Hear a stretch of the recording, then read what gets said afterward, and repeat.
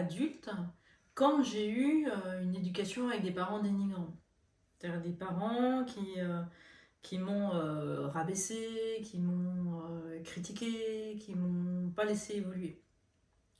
Qu'est-ce qui se passe en fait? Ben, l'éducation de l'enfant, ça va créer un moule. Comme un moule qui vient servir comme un squelette. Comme un squelette qui vient te servir de base. Et bah, quand tu grandis, ton squelette il va grandir avec toi, mais tu vas garder le même type de squelette. Et quand sans cesse tu as eu des choses dénigrantes, ça vient se solidifier dans les différents plans, comme des moules, des matrices, des squelettes de quelque chose qui est ton repère. Donc tu sais que de toute façon, quoi que tu fasses, tu sais que tu es nul. Puisqu'on te l'a toujours dit. Donc ton cadre de référence, c'est que tu es nul. Ta croyance, c'est que tu es nul. Et chaque fois qu'on va te dire quelque chose de bien, bah, tu vas pas le croire parce que ça rentre pas dans ton cadre de référence, parce que tu es nul. Parce qu'on t'a toujours dit, parce que tu as toujours compris que tu n'étais pas quelqu'un de bien, que, etc. Et ça vient se cristalliser dans les plans sur cette croyance-là. Ce qui fait que les autres croyances, hein, les autres informations, ben, elles ne vont pas pouvoir s'implémenter à l'intérieur de toi parce que la place est déjà occupée.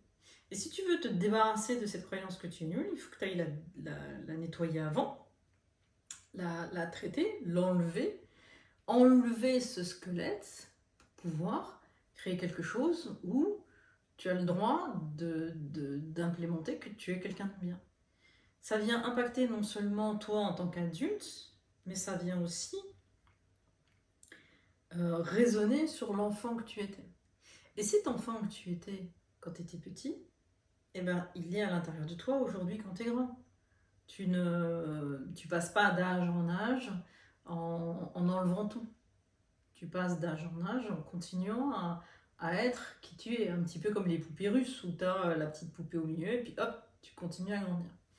Et ce qu'il faut faire quand tu as eu ce type d'éducation où tu n'arrives pas à t'en sortir parce que tout est difficile. Et puis en plus, tu vois que dans ce que tu vis, ben, tu es toujours confronté à des gens qui vont te dénigrer. Parce que c'est tellement le moule que tu connais que ce que tu recherches de façon inconsciente, tu vas attirer des gens qui vont continuer à te dénigrer.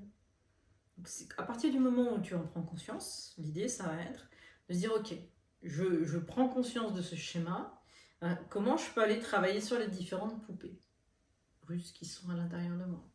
Et descendre une couche, et descendre encore une couche, et descendre encore une couche, et y aller à chaque fois.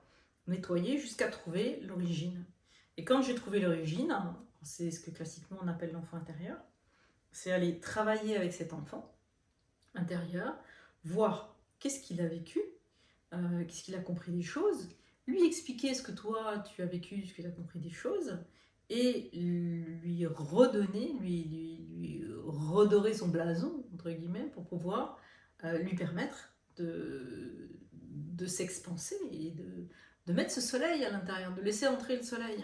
Il y avait une chanson comme ça à l'époque, laisser entrer le soleil à l'intérieur de soi. Ben, c'est vraiment ça, je laisse entrer le soleil.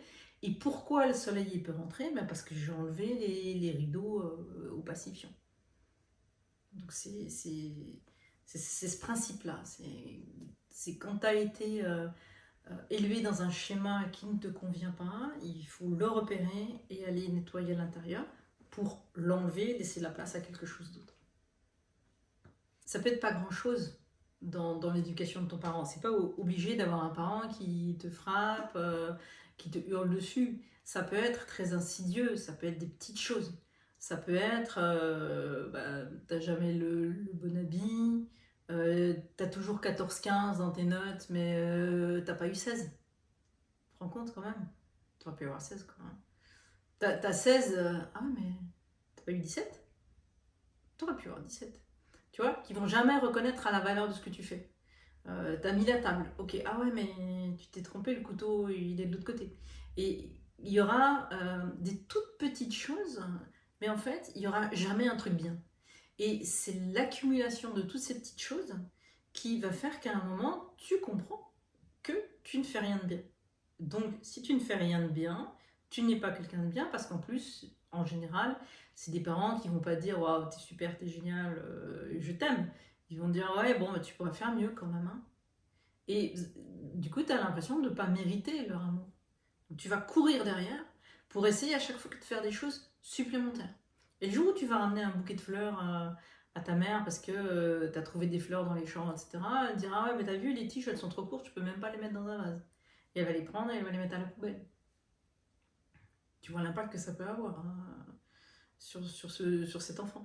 Et en fait, c'est ça, c'est cette accumulation de toutes petites choses où, si tu regardes dans ton passé, tu dis, ouais, mais finalement, j'ai pas eu une vie atroce, quoi. J'ai eu à manger, j'ai des parents qui étaient à la maison, personne ne levait la voix. Mais si tu regardes plus profondément, tu vois qu'en fait, rien n'a été accueilli dans ce que tu faisais juste par l'amour. Tout a été accueilli par la critique. Comment tu veux vivre une vie d'amour si tu n'as été créé que par de la critique? Ben, il faut apprendre. Il faut apprendre à enlever la critique et à oser laisser entrer l'amour. Aujourd'hui, quand tu es adulte, hein, t'as la faculté de dire bah, je ne veux plus voir cette personne. C'est possible. Tu peux te dire bah voilà, ce parent, je ne veux plus le voir parce que je suis en colère, parce que, etc., etc. C'est une possibilité et après, il faut que tu vois ce que tu veux faire pour toi, ce qui est bon, ce qui est juste. Ça peut être communiquer avec lui pour lui dire écoute, j'ai plus envie d'y critique. Donc quand tu critiqueras, j'arrêterai la communication avec toi et je reviendrai plus tard. Il y a des gens qui vont mettre fin à la relation. Il y a des gens qui vont mettre fin de façon transitoire à la relation sans verbaliser. Tout d'un coup, ils vont disparaître et puis après, ils vont revenir 2-3 ans après ou pas. Et tu as des gens qui vont verbaliser en disant là, ton comportement, là, je supporte plus. Maintenant, je suis grand, j'ai plus besoin de ces critiques, etc. Et en même temps, à l'intérieur, il y a encore de la colère. La personne elle est encore en colère, même si elle ne voit plus son parent, elle est encore en colère. Qu'est-ce qui se passe? C'est à l'intérieur de tes poupées russes. Le petit là, lui, il est toujours en colère, hein. Il est toujours là en train de crier dans tous les sens, il dit ouais, c'est pas juste, etc., etc. La personne qu'il faut aller rassurer, qu'il faut aller accompagner, c'est le petit à l'intérieur. C'est ce petit noyau là qui est dans cette colère et c'est pouvoir soit faire exprimer la colère, soit l'accompagner pour qu'elle puisse soit être verbalisée à la personne si c'est possible, soit verbalisée à un thérapeute, soit écrite, soit symbolisée, soit etc. Mais en tout cas, que cette colère soit accompagnée. Et souvent, on se rend compte que le nouvel adulte, hein, eh ben, c'est celui qui va venir critiquer ce petit enfant qui est à l'intérieur. Ouais, mais t'as pas le droit d'être en colère, t'as pas le droit d'agir comme tu es, et puis c'est pas correct, et puis ton parent il a fait ce qu'il a pu. Et c'est cette autocritique de moi en tant qu'adulte sur mon enfant intérieur à moi qui vient continuer à alimenter cette colère où en fait je ne me reconnais pas. Le droit d'être en colère, le droit d'être en difficulté, le droit, et je ne me reconnais même pas la possibilité d'avoir vécu ce que j'ai vécu et d'avoir dû subir ce que j'ai subi. Bien souvent je vais me dire bah non en fait ouais c'était pas si grave quoi.